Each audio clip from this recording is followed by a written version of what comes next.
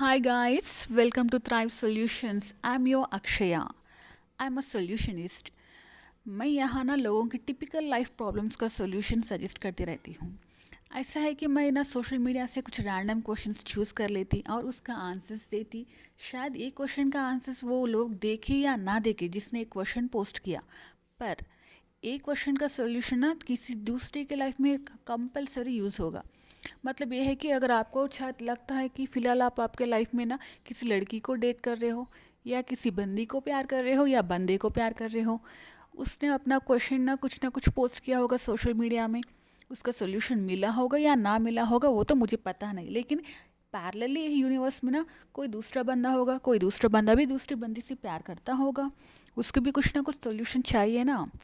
सो एक को यूज़ नहीं हुआ तो क्या हुआ, दूसरे को तो कंपलसरी यूज़ होगा मेरा सोल्यूशन। इन दिस वे मैं कुछ रैंडम क्वेश्चंस को चूज़ करती हूँ और उस सॉल्यूशंस का क्वेश्चंस का आंसर्स भी देती हूँ। ये मेरा पहला वीडियो है, so I might be little bit mistake in somewhere, okay, as I am very nervous. Anyways, मेरा पहला क्वेश्चन ये है कि I am 21 years old and I disobey my father because he doesn't respect my mom. Is it good for me or do I need to change? ये बंदा पूछ रहा है कि मैं 21 साल का हूँ और मेरे पापा को ना मैं कोई रिस्पेक्ट नहीं दे पा रहा हूँ क्योंकि वो मेरे मम्मा का ख्याल नहीं रखते, वो मेरे मम्मा का केयर नहीं करता। ऐसे सिनेरियो में मैं मेरे पापा को रिस्पेक्ट डिजोबे करना अच्छी बात है या बुरी बात है? इस प्रॉब्लम का सोल्यूशन ये है कि देखो यार, वो तो आपका पापा है और आपका मम्मी मम्मी पापा के बीच में कुछ भी होता रहता है, चाहे तुम उधर प्रेजेंट हो या प्रेजेंट ना हो उनकी लाइफ में, कुछ भी चल झगड़े हो या बातचीत हो या कुछ मारपीट हो, कुछ भी हो, वो तो कॉमन है ना, उसे तो हम रोक नहीं सकते। ऐसी बात है कि शायद तुम अगर उनके लाइफ में ना हो तो भी वो लोग ऐसे बिहेव करते होंगे, अगर तुम उनके ज़िंदगी में हो तब भी ऐसे बिहेव कर रहे होंगे। मतलब वो पेरेंट्स का प्रॉब्लम है यार। तुम 21 years के बच्चे हो, you should know what is right and what is wrong, you know. तो मेरा एडवाइस ये बंदे के लिए ये है कि प्लीज़ आपके पापा का ना रिस्पेक्ट करो। जो तुम्हें बचपन में मिला है ना उनकी ओर से, अब उसको रिटर्न करने का टाइम तुम्हारा है। 21 years is not a small age, ठीक है। तो मैं चाहती हूँ कि तुम आपके पापा और मामा मम्मा दोनों का ना केयर करो, रेस्पेक्ट करो, उन लोगों को जो डिज़र्व करते वो उन लोगों को दे दो यार। क्योंकि फ्यूचर में जब आप पापा बनोगे, अगर आपको भी ऐसे सर्कमस्टेंसेस मिले लाइफ में, तो आप कितने दुखी होगे जब आपके बच्चे आपको रेस्पेक्ट या प्यार नहीं देते। फ्यूचर में तुम रिग्रेट ना हो, इसलिए मैं ये सजेशन आपको देती हूँ कि please go ahead with your father and mother, okay. Respect them, love them, which they deserve truly from you, okay. Thank you. And अपना second question, I no longer feel the same way as before with my partner, should I continue with the relationship, I have 6 years old daughter. मतलब ये बंदी का question ये है कि मैं मेरे हस्बैंड के साथ जो पहले सब फीलिंग रहता था ना वो अभी नहीं है। हम दोनों के बीच में शायद बॉन्डिंग या कुछ अलग बॉन्डिंग टूट गया होगा, या बॉन्डिंग में कुछ रिलेशन में कुछ ब्रेकअप्स आए होंगे, कुछ अप्स एंड डाउन्स चल रहे होंगे। So she just want to leave her husband. वो आपको पूछ रहे हैं कि कंटिन्यू करो या ना करो मेरे पति के साथ मेरे रिलेशन। उसका ना 6 साल की बेटी है। ऐसे क्वेश्चंस में सिनेरियो ये होता है कि देखो, लाइफ में हर चीज़ में अप्स एंड डाउन्स होते हैं। हम अपने पेरेंट्स के साथ भी रहते, उन लोगों के साथ भी अपना अप एंड डाउन्स चलते रहते, कभी कभी झगड़ा करते, कभी कभी खुशी से रहते, कुछ भी चलता रहता है यार। ऐसे ही पति के साथ अभी हो रहा होगा, शायद उनका कंडीशन ठीक नहीं होगा, उनको भी ना ऑफिस में काम करना होता, फैमिली का प्रेशर होता, पेरेंट्स का प्रेशर होता। एज ए वुमेन आप जितना सफ़र कर रहे हो ना लाइफ में, उतना ही आपके हस्बैंड भी सफ़र कर रहा होगा। Why don't you think in his version also. अभी आप इसको छोड़ देंगे तो क्या आप सुखी रहोगे लाइफ लॉन्ग? इसका कोई गारंटी है क्या? शायद टेम्परली तो आप बहुत खुश होंगे क्योंकि आप एक टॉक्सिक रिलेशनशिप से बाहर आ गए हो, ऐसा आपको लगेगा। बट इन फ्यूचर आपको आपका हस्बैंड का ज़रूरत कंपलसरी पड़ेगी यार। आपकी एक छोटी सी मासूम सी बेटी है, वो भी सिर्फ 6 साल की है, उसकी क्या गलती है? अगर आप आपके हस्बैंड के साथ सेपरेट हो गए हो ना, तो आज तो उसको कोई फ़र्क नहीं पड़ेगा because she is just 6 years old. But तब आप वो हायर स्कूल में जाएगी तब तो उसको पापा का ज़रूरत होगी ना। हर किसी को देखेगी अपने पापा कैसे, तो इसको भी इसके पापा की याद आएगी। आपको भी ना, अभी तो वो शायद टेंशन में आपको केयर नहीं कर रहा, इसलिए आपको कुछ भी फीलिंग्स नहीं हो रहा होगा, पॉजिटिव फीलिंग्स तो फ्यूचर में होगा शायद। जब उसका मूड ठीक होगा, जब उसका पूरा फाइनेंशियल सिचुएशन या मेंटल सिचुएशन कुछ भी ठीक होगा, तो वो तो आपके साथ नॉर्मली रहेगा ना। प्रेजेंट पे नहीं, हर वक्त ना फ्यूचर पे फोकस करो इन रिलेशंस, ओके। मेरा एडवाइस ये है कि ठीक है, आप कुछ फाइनेंशियली आपके हस्बैंड को सपोर्ट करने की कोशिश कीजिए ना, शायद इससे आपका रिलेशन बेहतर होगा। अगर फाइनेंशियली नहीं करेंगे तो शायद आपके उनके पेरेंट्स के साथ कुछ इश्यू होगा, तो उनको कुछ मदद कीजिए ना, बेटर होगा। Now here goes to third question, what are the benefits of living in a small space with your spouse family members. देखो यार, ये बहुत सिंपल सा क्वेश्चन है। इसमें ये पूछ रहा है कि छोटे से घर में रहने से क्या कौन से फ़ायदे होंगे बोल के पूछ रहा है बंदा। देखो, छोटे घर में होने से ये होता है ना कि हम एक दूसरे को देख सकते। अब बड़ा, अब समझो एग्जाम्पल 2 BHK में रहते हैं, समझो कौन किसके बेडरूम में घुस रहा, कौन बेडरूम में क्या कर रहा है, किसी को पता नहीं चलता। अगर वही सिंगल रूम है समझो, या हॉल विथ किचन है समझो, we can see the others expressions, we can feel what they are feeling, we can understand the others emotions here, okay। so मुझे लगता है कि छोटे घर में रहने से बहुत सारा मतलब बहुत बेनिफिट्स है। उसमें सबसे पहला ये होता है कि बजट ना, छोटे घर का रेंट बहुत कम होता। वो ओन हाउस होगा ना, तो उसमें फर्नीचर भी बहुत कम लगता। उसका टैक्स भी कम आता होम टैक्स भी कम आता। और क्या है, फर्नीचर कम लगता, कपड़े कम लगते, मतलब we can live very comfortably in a small house. एक दूसरे के साथ वक्त ज़्यादा बिता सकते, शेयर कर सकते इमोशंस। बड़े बड़े घर में ना हम लोग बहुत बड़े दिल वाले बन जाते हैं। ऐसा होता है कि हम अपने घर वालों से बात करना कम करते और दूसरे वालों से बात करना बहुत ज़्यादा करते। एग्जाम्पल ऐसा होता है कि चैटिंग ज़्यादा करते, फ्रेंड्स से बात करना बहुत ज़्यादा बढ़ा देते, घर वालों को टाइम ही नहीं देते। और एक एडवांटेज ये है कि इसमें ना इलेक्ट्रिसिटी भी बहुत कम कंज्यूम होता। मतलब एक ही रूम में कितना खर्च करेंगे यार ऐसा भी होता। और ये होता है कि यही एक ही रूम खाते वक्त डाइनिंग रूम बन जाता, सोते वक्त बेडरूम बन जाता, पकाते वक्त किचन रूम बन जाता। मतलब अच्छे से यूज़ कर सकते इसको। मेरे अंदर से तो ना अच्छा है यार, एक ही रूम रहने में कोई प्रॉब्लम नहीं है। सो रेंट कम लगता, बचत भी ज़्यादा होता। मेरे अंदर से ना छोटे घर बहुत बेटर है when compare to the big house, okay. रिश्तेदार भी बहुत कम आते घर को तो it is the answer for the question, what are the benefits of living in a small space with your spouse and family members, okay. Next question ये होता है कि लॉन्ग लास्टिंग रिलेशनशिप्स के लिए कीज़ क्या है, मतलब रिश्ते ज़्यादा दिन निभाने के लिए क्या कौन सा टेक्निक यूज़ कर सकते हैं कहते। तो इसका आंसर ये है कि सबसे पहला और इम्पॉर्टेंट ये होता है कि हर रिश्ते में ना भरोसा होनी चाहिए, एक दूसरे को ट्रस्ट करना चाहिए। Trust is the basic key of the any relationship. First thing, अगर आप छोटे हैं समझो, आपके घर वाले आपको स्कूल को या कॉलेज को भेज दे रहे बिना without giving any emotional support, like आपके साथ ड्राइवर को भेजना, काम वाले को भेजना, ऐसा नहीं कर रहे, आपको अकेले को भेज रहे, मतलब वो आप पे भरोसा करते हैं यार। भरोसा है तो ही ना रिश्ता ज़्यादा लॉन्ग तक चलेगा। शादी भी करके एक लड़की अपने पति के पास चली जाती है, कौन से भरोसे से, ओनली विथ क्या बोलते इसको, क्या बोलते यार इसको, मंगलसूत्र। वो भी तो खाली एक भरोसा है। अगर मंगलसूत्र टूट गया तो क्या रिश्ता टूट जाएगा? नहीं ना, उसको भी ना भरोसा is the basic key of that. Coming to another relationship, एक लड़का लड़की एक दूसरे को प्यार करते, उसमें भी क्या होता है, भरोसा ही तो होता है। एक दूसरे पे भरोसा करता है तभी तो वो रिश्ता चलता है। बच्चे भी ना अपने पेरेंट्स पे भरोसा करते, इसलिए वो अपने आप को पूरी तरह से अपने पेरेंट्स के हैंड में सेफ फील करते। सो हर रिश्ते में ना भरोसा इज़ द बेसिक की फॉर लॉन्ग लास्टिंग रिलेशनशिप। एक दूसरे पे पहले भरोसा करो, मिसअंडरस्टैंडिंग्स को क्लियर करो, उसके बाद रिश्ते ना ऑटोमेटिकली लॉन्ग तक चलेगा। So the basic key of the long lasting relationship is the trust. So आज का फिफ्थ क्वेश्चन ये है कि what is your opinion on walking away from people who don't care about you any more. इसका मतलब ये होता है कि जिस रिश्ते में आप लोगों को ना कोई भरोसा नहीं करता, ऐसे लोगों को छोड़ने से क्या होगा बोल के पूछ रहा।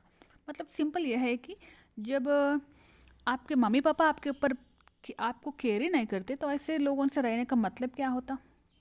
देखो यार, हमें लगता है कि वो हमारा केयर नहीं करते, बट ऐसा नहीं है। हर रिलेशन में ना दूसरों का केयर करते ही छे, बट वो दिखाते नहीं। पहले सोच सोच के देखो, वो केयर नहीं करे तो क्या क्या करते हैं अभी आपका। हर एक रिश्ते में ना डांटते पेरेंट्स अपन को, उसमें भी एक तरह का केयर ही होता है। मतलब हम समझते हैं कि वो केयर नहीं करते, बट एक्चुअल फैक्ट तो मुझे लगता है यही है कि वो केयर करते हैं, but they might be angry on you, वो आपके ऊपर गुस्से में होंगे। शायद आपने ऐसा कुछ कर दिया होगा कि वो उन लोग आपसे नाराज़ हो गए। तो सोचो पहले कि कहाँ गलती की है आपने। मतलब छोड़ के जाना अच्छी ऑप्शन है, पर छोड़ने से पहले ना हर रिश्ते में कॉन्फ्रंटेशन तो कंपलसरी होना ही चाहिए यार। हर चीज़ को बात करके क्लियर करके भी जा सकते हैं। फिर भी if you think that they are not caring about you any more, then you can leave them. But जाने से पहले ना कुछ तो भरोसा छोड़ो कि हाँ, आप उन लोगों के साथ कंपलसरी है। शायद वो आपके पेरेंट्स भी होंगे, पार्टनर भी होगा, बच्चे भी होंगे, कोई भी हो सकता है इस प्लेस में। बट उनको एक भरोसा देखिए, जब भी आप लोगों को मेरी ज़रूरत होगी ना, तो मैं कंपलसरी आपके लिए रहूँगी। तो do call me, do contact me when ever you need me बोल के बताइए। ये अच्छा सजेशन बोल के मैं समझती हूँ। मतलब ठीक है चले जाओ, बट शायद आज नहीं तो कल उन लोगों को रियलाइज़ होगा कि they might be missing you, they might miss you. Okay, so सोचो, पॉजिटिवली रहो, पॉजिटिव ही करो, सब कुछ अच्छा होगा आपके साथ भी। Okay, this is the answer of what is your opinion on walking away from the people who don't care about you.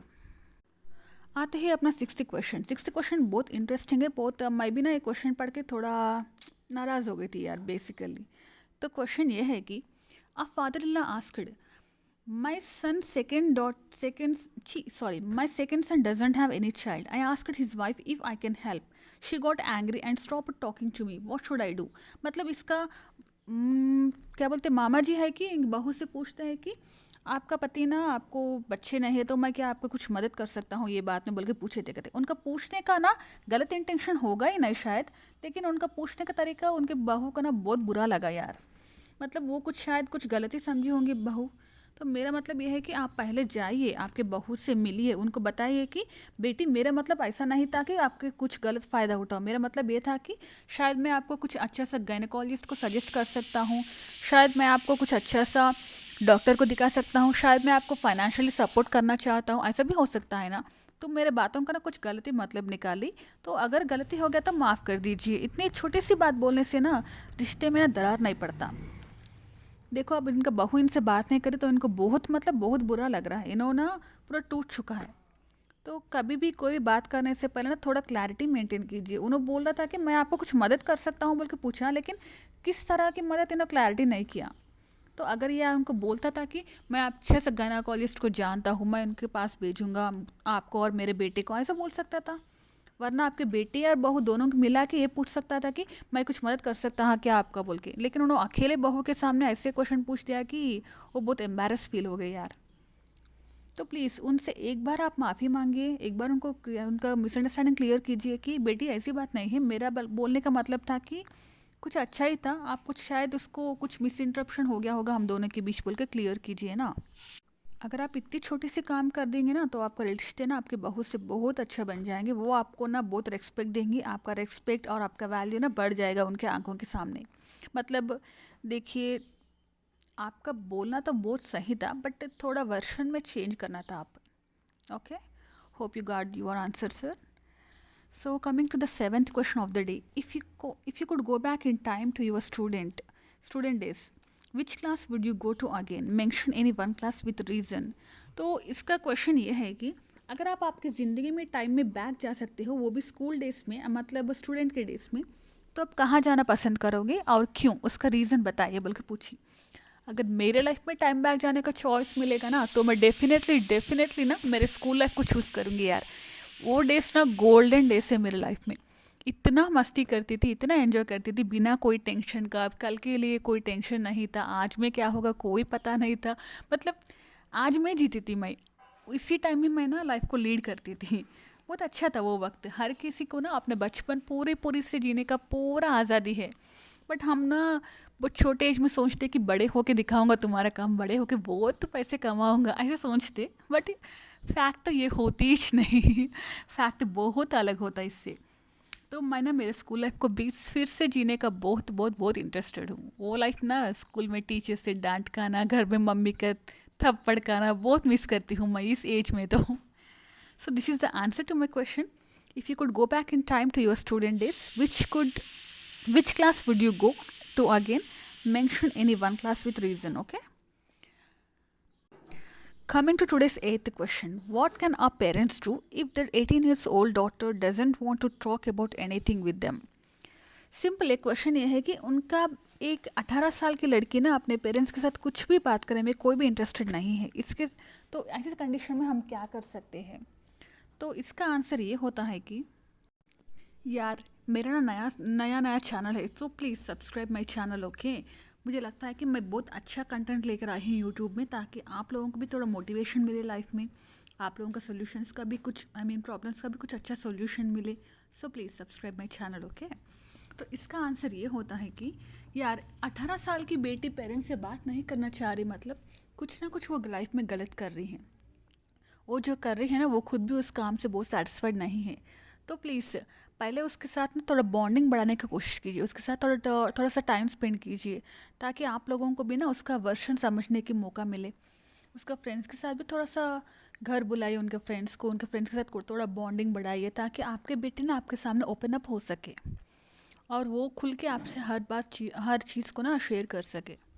शायद इसके दिमाग में कुछ चल रहा होगा, कुछ हो रहा होगा उसके लाइफ में। थोड़ा ऑब्जर्व कीजिए आपके बेटी को, थोड़ा सा उसको पहचानने की कोशिश कीजिए ना, क्या चल रहा है उसके लाइफ में। मतलब अगर शायद वो कोई प्रॉब्लम में होगी तो आप उसका मदद कर सकते हैं ना, उसके साथ ना फ्रेंडशिप क्रिएट कीजिए। आप भूल जाइए कि वो आपकी बेटी है, आप ऐसा प्रिटेंड करिए कि वो आपकी फ्रेंड है, तभी वो आपके सामने खुल के रह पाएगी।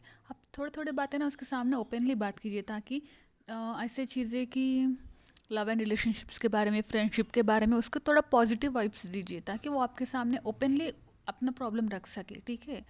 उसको गुड टच बैड टच के बारे में कुछ बता दीजिए। मतलब एज ए पेरेंट ना, ए मदर का रिस्पॉन्सिबिलिटी होती है कि एक बेटी को हर चीज़ के बारे में नॉलेज रखे, नॉलेज दिए। एक फादर अपने बेटे को कैसे दिखाता है कि क्या बोलते, जब बड़ों का जूते बच्चों को आएगा तब वो बच्चे नहीं रह जाएंगे, वो अपना फ्रेंड्स बन जाएंगे, ये बोलते पेरेंट्स। तो ऐसे फील कीजिए कि वो आपकी बेटी नहीं है, वो आपकी फ्रेंड है। तो इसीलिए उसके साथ थोड़ा बॉन्डिंग बढ़ाइए, उसके साथ ओपन अप होइए, उसको बताइए कि लाइफ में चीज़ें कैसे होते हैं। बाहर सोसाइटी भी इतनी अच्छी तो है ही नहीं यार, बहुत बुरी है सोसाइटी। मतलब सेफ नहीं है लड़कियों के लिए। हर वक्त ना खुद को प्रोटेक्ट करना सीखना चाहिए उसको ना। अगर हो सका तो कुछ ना कुछ साइड ट्रेनिंग दीजिए उसको, लाइक कराटे में हो या म्यूज़िक में हो, जिसमें उसका इंटरेस्ट होगा। इससे क्या होता है, वो थोड़ा सोशलाइज बनेगी, थोड़ा लोगों से मिल जुलेगी। मतलब शी विल अंडरस्टैंड बाहर कैसा है दुनिया, बोल के समझ जाएगी। ओपन अप होने की कोशिश तो करेगी आपकी बेटी। शायद थोड़ा वक्त लगेगा ऐसा होने में, but just try your level best. उसको ना फ्रेंड बनाने की कोशिश तो पूरी तरीके से आप कीजिए। Hope for the best, okay. Now this is the answer to the question, what can our parents do if their 18 years old daughter doesn't want to talk about anything with them, okay? So आज आपका 9th question ये है कि which is better, trying to be yourself without caring about the world or trying to fit in the society? मतलब इसका question ये होता है कि कौन सा चीज़ बेटर है, आप खुद जैसे हो वैसे रहना बेटर है, या दुनिया को दिखाने के लिए अच्छा रहना बेटर है, बोल के पूछ रहा है बंदा। मतलब इसका क्वेश्चन में ना बहुत इंटरेस्टिंग क्वेश्चन है एक्चुअली ये। इसका क्वेश्चन में ना इसका दर्द दिख रहा, मतलब शायद इसको लाइफ में बहुत क्रिटिकल सिचुएशन फेस करना पड़ रहा होगा। शायद इसका बिहेवियर लोगों को पसंद नहीं आ रहा होगा, शायद लोग इसको क्रिटिसाइज़ कर रहे होंगे। मतलब कुछ भी हो सकता है इसका। मे बी इसका हरकतें ना इनके घर वालों को पसंद नहीं आ रहे होंगे, या नेबर्स को पसंद नहीं आ रहा होगा, वो कंप्लेंट कर रहे होंगे। तो देखो यार, बहुत सिंपल सी बात है, हम ना 2 फेज ऑफ लाइफ लीड करते। अपने पेरेंट्स के सामने एक तरह से रहते और अपने कॉलेज में अलग रहते। मतलब जो बंदा घर में जैसा बिहेव करता है ना, वैसा ऑफिस में या कोलिग्स के सामने या फ्रेंड्स के सामने, कॉलेज में, स्कूल में होता ही नहीं। अगर किसी ने बोलेगा ना ऐसा होता है, मैं हर किस नहीं मानूंगी उसके बात को। मतलब हम अलग ही बिहेव करते पेरेंट्स के सामने और अलग ही रहते बाहर रहने में भी। तो दुनिया के सामने ना जैसा उन लोगों को पसंद है वैसे रहो ना, कौन सी गलत बात है ऐसे रहने में। ऐसा रहने से ना एडवांटेज ही होगा, ताकि आपके फैमिली खुश, आप भी खुश। मतलब हम दोनों ना एक दूसरे को खुश रखने की कोशिश पूरी से पूरी करनी चाहिए। मतलब घर में जैसे आपके पेरेंट्स को पसंद हो वैसे ही रहो, उन लोगों के तरीके से रहने से वो भी सेटिस्फाई हो जाएंगे। अपने फ्रेंड्स के सामने आप जैसे चाहते हैं वैसे जी लो अपनी ज़िंदगी। मतलब फ्रेंड्स के भी तो पूरा हक बनता है अपने को जानने में, और फ्रेंड्स भी ऐसे ही बनते हैं। कोई अपने पेरेंट्स को देख के फ्रेंडशिप नहीं करता, कोई भी ना बंदे या बंदी को देख के फ्रेंडशिप करते। तो मेरा अंदाज़ ये है कि मेरा आंसर और मेरा अंदाज़ ये है कि प्लीज़ आपके घर वालों के सामने और रिश्तेदारों के सामने तो प्लीज़ उन लोगों को जैसा पसंद है वैसे रहो।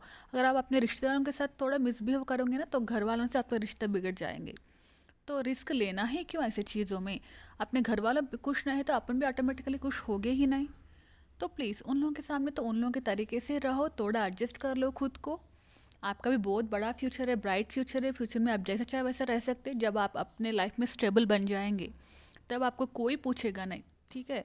तो तब तक आप अपने लाइफ में सेटल ना हो जाते तब तक ना पेरेंट्स की बात सुनो, रिश्तेदारों की बात सुनो, सबको रेस्पेक्ट दो, सबके साथ मिलजुल कर रहो, सबको खुश रखो, खुद भी खुश रहने की कोशिश करो। लेकिन आप फुल टू लाइफ ना अपने फ्रेंड्स के साथ कंपलसरी जी लो। ये तो हर किसी को ना हक है, बनता हर कोई रहता ही छे। This is the question to, I mean answer to the question, which is better, trying to be yourself without caring about the world or try to be fit in the society. Okay, next, ये तो बहुत ही बहुत बहुत interesting question है, 10th question. इसका question ये है कि can books teach us the things about life and what's right and wrong. देखो यार, बुक्स से हम ना नॉलेज गेन कर सकते हैं, लेकिन उसमें गलत या सही का ना कोई अता पता नहीं है बुक्स में। प्रैक्टिकल लाइफ और बुक्स दोनों में ना बहुत डिफरेंस होता है यार। अपने लाइफ में सही गलत सिखाने वाला ना दो बंदे होते। वो पहला बंदा ये होता है कि अपने फैमिली, अपने पेरेंट्स, और सेकंड पर्सन ये होता है कि अपना टीचर्स। इन दोनों से ही ना अपना पूरा पूरा लाइफ सीखते। भगवान भी हमें आके नहीं बताता है कि कौन सा गलत है कौन सा सही है, और कोई फ्रेंड्स भी नहीं बताते कि कौन सी सही है कौन सी गलत है। अपने पेरेंट्स अपन को बताते कैसे बात करना सीखना, कैसे बिहेव करना, कैसे खाना, कैसे उठना, कैसे बैठना, ये पूरा अपने पेरेंट्स सिखाते। और लाइफ का प्रिंसिपल्स ना अपने टीचर्स दिखाते हमें। हर टीचर ना क्लास लेते वक्त कभी ना कभी कंपलसरी अपना लाइफ का ना कोई अच्छा एक्सपीरियंस शेयर करते हैं आप लोगों के साथ, अच्छे हो या बुरा, लेकिन डेफिनेटली शेयर करते। वो इसलिए शेयर करते हैं कि जो चीज़ उन लोगों ने अपने लाइफ में गलत करी है ना वो आप ना करें, या जो चीज़ उन लोग आपने अपने लाइफ में बहुत अच्छे किया है ना वो आप भी कीजिए, आप भी उसको एक्सपीरियंस कीजिए, ऐसा बताते। तो बुक्स के पास ना खाली नॉलेज देता है, मतलब कहाँ कैसा है सोसाइटी वो तो नहीं बताते। सोसाइटी में कौन सा चीज़ कहाँ कहाँ मिलेगा वो तो बताते। एग्जाम्पल ये है कि आप एक होटल का मेन्यू कार्ड लीजिए, उसमें ये बताता है कि कौन सा चीज़ मिलेगा, बट ये नहीं बताता है कि वो टेस्ट कैसा है। हाँ या ना, ऐसे ही होता है। तो बुक्स ना पूरा पूरा टीच नहीं करते, बुक्स का एक नॉलेज देते हमें। तो नॉलेज गेन करने के लिए बुक्स को पढ़िए, और लाइफ में एक्सपीरियंस के लिए ना आप खुद एक्सपीरियंस कीजिए चीज़ों को। एग्जाम्पल, अगर किसी ने आपको बोल दिया है कि यहाँ जाके ट्राई करो, ये लोकेशन बहुत अच्छा है, तो डेफिनेटली विजिट कीजिए ना, वो एक्सपीरियंस से पता चलेगा ना वो लोकेशन कैसा है बोल के। बुक्स में लिखा हुआ चीज़ है तो हर वक्त सच नहीं होता है ना। तो प्रैक्टिकलिटी और नॉलेज दोनों ना डिफरेंट डिफरेंट चीज़ें, दोनों को अलग अलग रखिए, ठीक है। ये आंसर था मेरा इस क्वेश्चन के लिए कि can books teach us things about life and what's wrong और राइट। ओके, ये हो गया अपना 10 क्वेश्चंस। मैं तो रेगुलरली खाली 10 क्वेश्चंस का आंसर देने का सोच रही थी, बट आज तो पहला दिन है और अपना नया चैनल है, so I would like to give 11 question answers. Okay, 11th question भी ना बहुत इंटरेस्टिंग है मुझे तो बहुत इंटरेस्टिंग लगा इसलिए मैं चूज़ करी। Please do subscribe my channel thrive solutions. Okay, it gives solutions to all your problems, and it's a solutions to ignite your growth. Okay, now the question is, would you stay in a relationship if your partner refused to marry you? Would you accept the reasons for refusing, or would you be hurt by it and leave them? Question का मतलब ये होता है कि अगर आपका partner आपको शादी करने से मना कर दिया तो क्या आप उसका रीज़न को एक्सेप्ट करेंगे, या उसका रीज़न सुन के आप हर्ट होंगे और उसको छोड़ देंगे। मतलब अगर एक बंदा है वो बंदी को शादी करने से मना कर रहा है, उसका रीज़न्स उसको है, वो बोल रहा है कि उसका रीज़न सुनने के बाद क्या आप हर्ट होकर उसको छोड़ देंगे, या उसका रीज़न सुनने के बाद भी उसके साथ रहना पसंद करोगे बोल के पूछ रहा था। तो ये सिंपल आंसर है यार। देखो, हर रिलेशन में मैं बोल रही थी कि ट्रस्ट बहुत ज़रूरी है। अगर वो बंदा उस बंदी से शादी करने के लिए मना कर रहा है तो उसका भी कोई रीज़न होगा ना। शायद उसका फैमिली प्रेशर होगा, फाइनेंशियली सूटेबल नहीं होगा, या कैस्ट का प्रॉब्लम होगा, कुछ भी हो सकता। रिलेशन स्टार्ट करने के लिए ना कुछ भी नहीं देखते, कोई भी नहीं देखते रिलेशन स्टार्ट करने से पहले कि ये बंदी कौन सी कैस्ट की है, ये बंदा कौन सा कैस्ट का है, स्टेटस क्या है इन लोगों का, ये तो कोई मतलब कोई भी नहीं पूछता, ना ही सोचता इसके बारे में। लेकिन जब रिश्ते में एंटर होते, हम अपने लाइफ में हर फेस करते जाते ना हर सिचुएशन को, तब पता चलता है कि नहीं, ये इतना आसान नहीं है। तो ये बंदा तो बहुत अच्छा है कि मतलब ये बंदा हो या बंदी, इट डजेंट मैटर हियर। सो बात ये है कि शायद वो उसका रीज़न बताना चाहता है, वो तो सुनिए ना उसका रीज़न क्या है कि रिजेक्ट करने के पीछे। सुनने के बाद डिसाइड हो जाइए ना।